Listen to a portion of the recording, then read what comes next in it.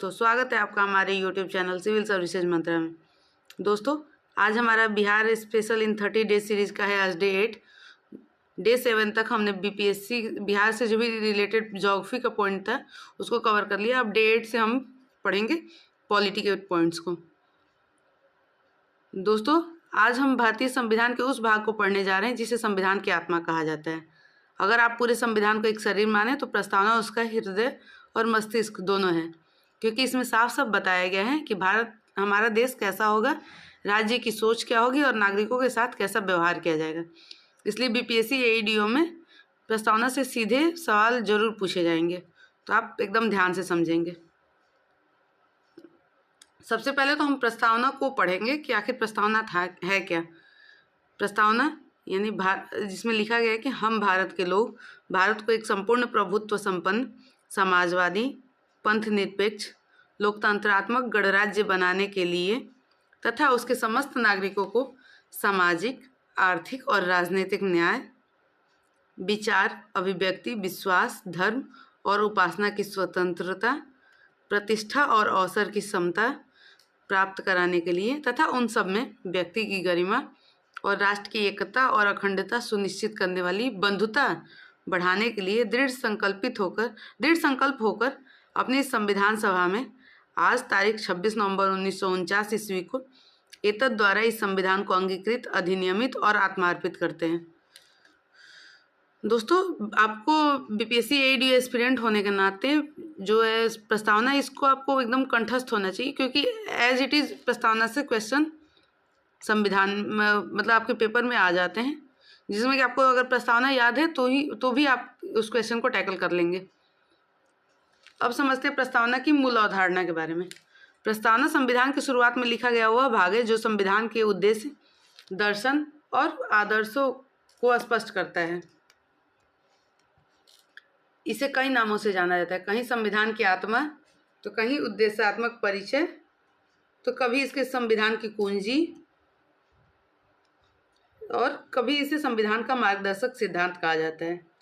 जब भी संविधान के किसी अनुच्छेद की व्याख्या में भ्रम होता है तो न्यायालय प्रस्तावना की सहायता लेता है, जिसमें स्रोत बताया गया है जनता। अब हम बात करते हैं प्रस्तावना के एक एक शब्द को एक्सप्लेन करते हुए, जिसमें सबसे शुरुआत में है हम भारत के लोग, जो कि संप्रभुता का स्रोत है। प्रस्तावना की सबसे पहली और सबसे शक्तिशाली पंक्ति है हम भारत के लोग। इसका अर्थ है भारत में अंतिम सत्ता का स्रोत राष्ट्रपति के पास नहीं, प्रधानमंत्री के पास भी नहीं, संसद के पास भी नहीं, बल्कि जनता के पास है, क्योंकि जनता द्वारा संविधान को अंगीकार किया गया है। इसे ही लोकप्रिय संप्रभुता कहा जाता है। जनता ने स्वयं इस संविधान को अपनाया है, स्वयं को दिया है और स्वयं इसके अधीन रहना स्वीकार किया है, और यही लोकतंत्र की सबसे मजबूत नींव है। अब बात करते हैं प्रस्तावना में राज्य की प्रकृति को बताया गया है कि भारत एक संपूर्ण प्रभुत्व संपन्न, समाजवादी, पंथ निरपेक्ष, लोकतांत्रिक गणराज्य है। अब हम इस सभी शब्दों को गहराई से एक एक करके समझेंगे कि आखिर इन शब्दों का मतलब क्या है, क्योंकि एग्जाम में हमारे से एज इट इज़ क्वेश्चन पूछ लिए जाते हैं कि संविधान की प्रस्तावना में जो सॉवरेन यानी प्रभुत्व संपन्न शब्द प्रयोग हुआ है उसका अर्थ क्या है। तो सबसे पहला शब्द है प्रभुत्व संपन्न यानी सॉवरेन। प्रभुत्व संपन्न होने का अर्थ है कि भारत आंतरिक मामलों में पूर्ण स्वतंत्र है, बाह्य मामलों में भी किसी के अधीन नहीं है, यानी उसे आंतरिक स्वतंत्रता और बाह्य स्वतंत्रता दोनों प्राप्त है। भारत अपनी विदेश नीति स्वयं तय करता है, कोई विदेशी शक्ति भारत को आदेश नहीं दे सकती। देश के भीतर संसद सर्वोच्च नहीं बल्कि संविधान सर्वोच्च है। तो एग्जाम के लिए इंपॉर्टेंट है सॉवरेनिटी बराबर इंटरनल प्लस एक्सटर्नल इंडिपेंडेंस। तो आप बस इतना याद रखें कि सॉवरेनिटी का मतलब क्या होता है, तो आपका सॉवरेनिटी से रिलेटेड जो भी क्वेश्चन आएंगे वो कवर हो जाएगा कि उसका मतलब यही होता है कि आंतरिक और बाह्य दोनों मामले में स्वतंत्रता। फिर बात करते हैं हम अगले वर्ड जो कि है सोशलिस्ट यानी समाजवादी की। समाजवाद का अर्थ केवल धन का बंटवारा नहीं बल्कि इसका अर्थ है सामाजिक न्याय, आर्थिक समानता, कमजोर वर्गों का संरक्षण। भारतीय राज्य एक कल्याणकारी राज्य है और राज्य का दायित्व है कि गरीबी कम हो, बेरोजगारी घटे, संसाधनों का न्यायपूर्ण वितरण हो। तो अगर एग्जाम पॉइंट ऑफ व्यू से देखा जाए तो भारतीय समाजवाद बराबर लोकतांत्रिक समाजवाद। जिसमें सामाजिक न्याय, आर्थिक समानता, कल्याणकारी राज्य, संसाधनों का न्यायपूर्ण वितरण और गरीबी उन्मूलन शामिल है। अगर फिर बात करते हैं हम सेकुलर, अर्थात राज्य का कोई राजधर्म नहीं होगा।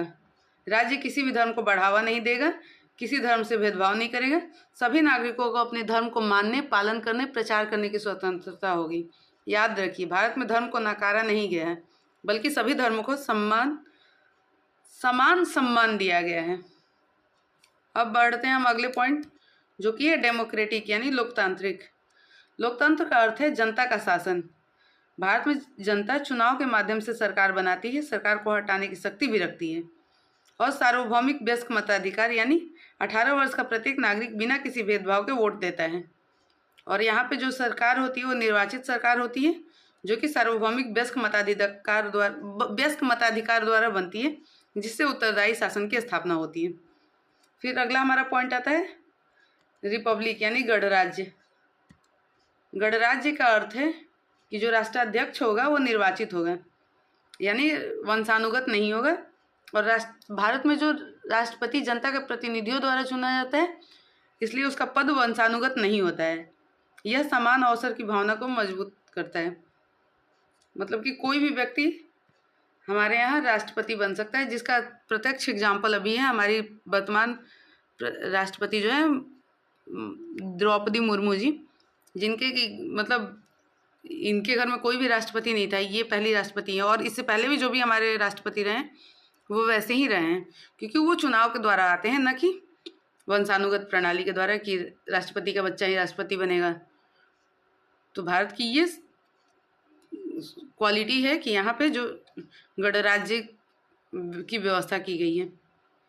अब बात करते हैं प्रस्तावना के उद्देश्य की। प्रस्तावना 4 मूल उद्देश्यों को स्थापित करती है: न्याय, स्वतंत्रता, समानता, बंधुता। ये चारों एक दूसरे से जुड़े हुए हैं। न्याय यानी जस्टिस। न्याय केवल अदालतों तक सीमित नहीं है। संविधान 3 प्रकार के न्याय की बात करता है: सामाजिक न्याय, आर्थिक न्याय, राजनीतिक न्याय। हर व्यक्ति को समाज में सम्मान के साथ जीने का अधिकार है।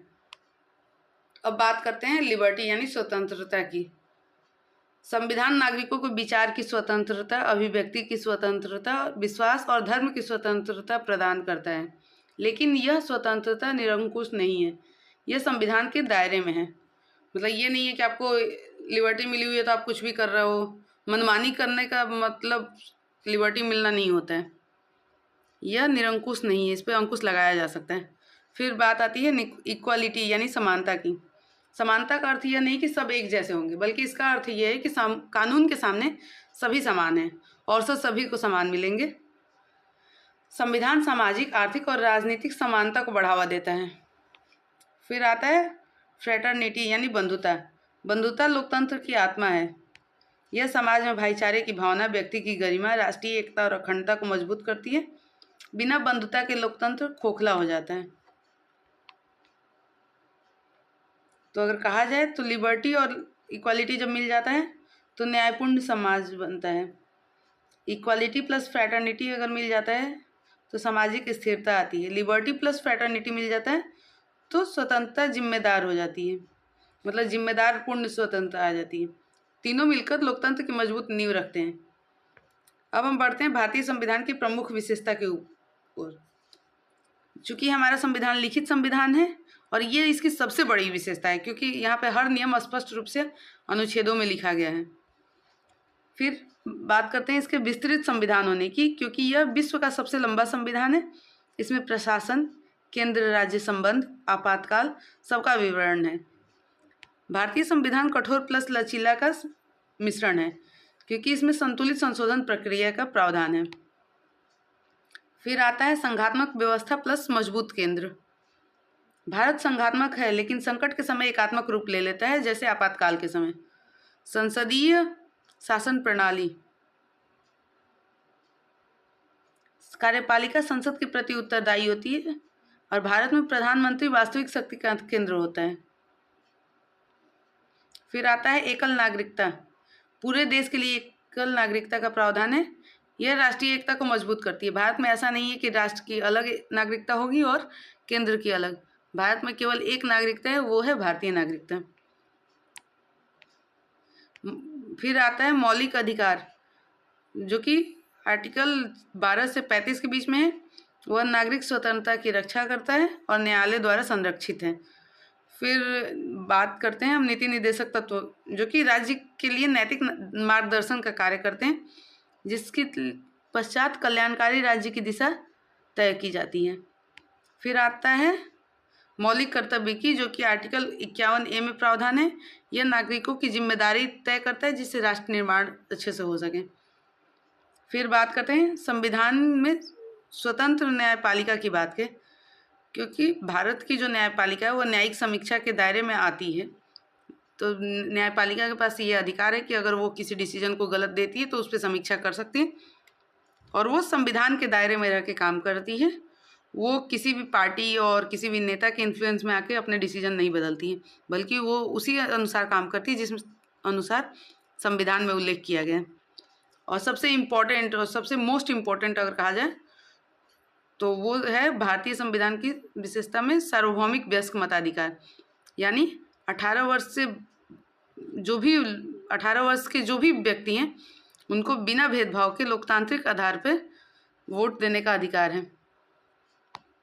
अब अगर बीपीएससी एडीओ के लिए अगर कुछ वन लाइनर समझे तो प्रस्तावना संविधान की आत्मा, हम भारत के लोग मतलब लोकप्रिय संप्रभुता, सॉवरेन मतलब आंतरिक तथा बाह्य स्वतंत्रता, सोशलिस्ट मतलब कल्याणकारी राज्य, सेकुलर मतलब राज्य का कोई धर्म नहीं, डेमोक्रेटिक मतलब जनता द्वारा शासन, और रिपब्लिक मतलब निर्वाचित राष्ट्राध्यक्ष।